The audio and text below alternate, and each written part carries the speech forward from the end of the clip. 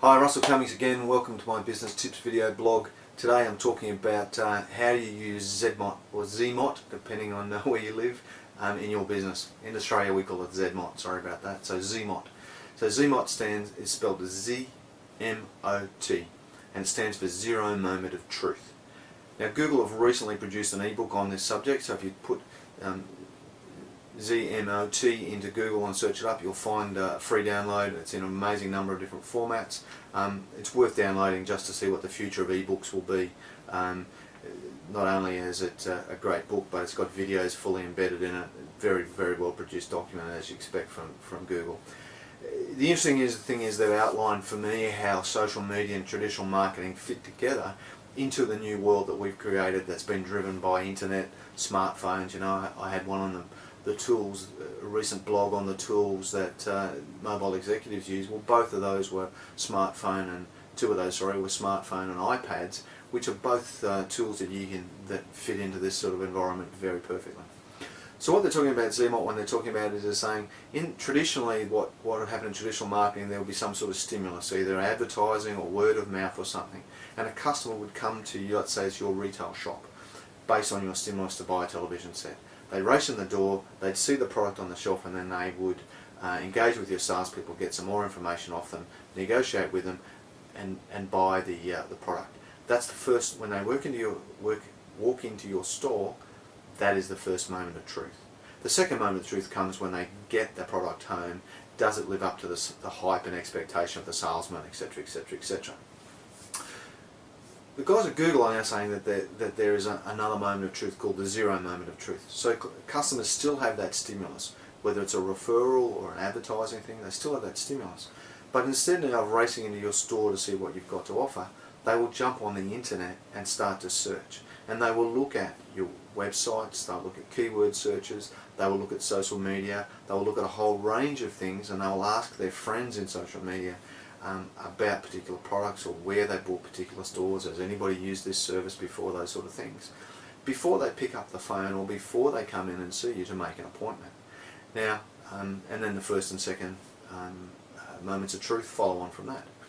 Now this is actually, if you think about any major purchase that you've made recently, and I recently went and bought a new plasma TV, my other one had blown up, and I went through this exact same thing. I knew the retailer I was going to, I looked up their website just to see what range of products they had, what sort of pricing I could expect, those sort of things, and I pretty much made up my mind on a model before I went in. I asked the salesman some questions about it, blah blah blah, we looked at a few different alternatives, but then I really came back and bought the model that I wanted. It just so happened they were having a sale that weekend and it was 25% off, which was an even better deal for me. I'm also finding it's happening. Some recently, and probably in the last few months, had some new clients come on board. All those clients have checked me out in a variety of formats. They've looked at my website, they've looked at LinkedIn, and some of them have even gone and looked at Facebook and Twitter to see what I'm posting there. So it's happening to me. I have no doubt that it's happening to you. So think very carefully about this. So what can you do about it? How can you get involved, and how can you leverage your business to get involved in the zero moment of truth? The first thing is you have to have an online presence. It's no longer an option to have a website. You really must have a website now, a good quality website that attracts people's attention, that ranks highly for the keywords that you're looking for. So you may need to invest some money into search engine optimization, SEO services, to get your rankings up in Google and other places so that you appear well. You also should be looking at things like Google Places to help you get your rankings up and that sort of stuff. And there'll be strategies for getting your rankings higher in Yahoo and Bing and other search engines that you might use. Google is certainly where the main game is. In addition to your website, you need to start having a social media presence. I think we've reached that tipping point now, and social media is important because people want to find out what it is that other people think about you, as opposed to what you write about yourself on your website and what you post on your website.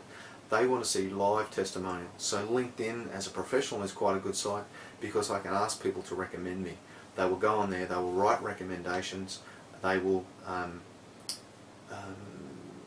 those recommendations are linked back to live people. So they're not ones that I've made up. So they actually appear on other people's LinkedIn profiles that they've actually recommended me. So there's like a backup system, and people are not going to write stuff there in public that they're not going to support in private. So That's why people are looking to social media, because they want to find out what other people think of you, what you do.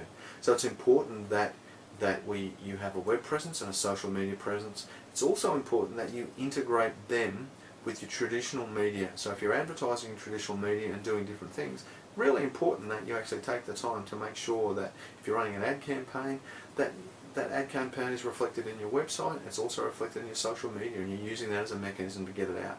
Because you're finding now that different people will have different mechanisms or different channels for following you. So you may have a blog, but some people will follow your blog on LinkedIn or Facebook or Twitter or wherever.